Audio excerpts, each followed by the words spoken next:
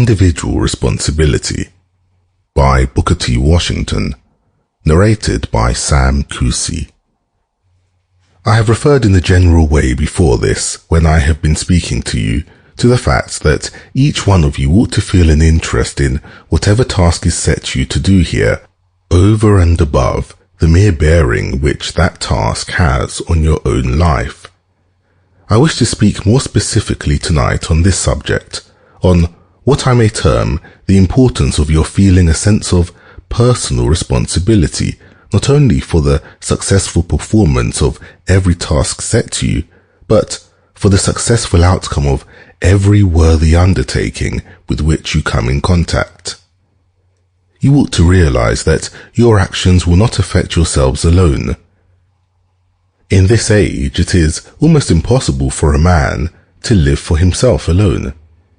On every side, our lives touch those of others. Their lives touch ours. Even if it were possible to live otherwise, few would wish to.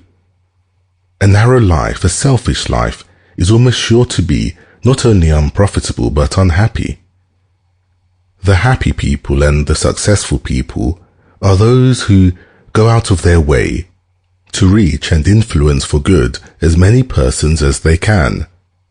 In order to do this, though, in order best to fit oneself to live this kind of life, it is important that certain habits be acquired, and an essential one of these is the habit of realizing one's responsibility to others.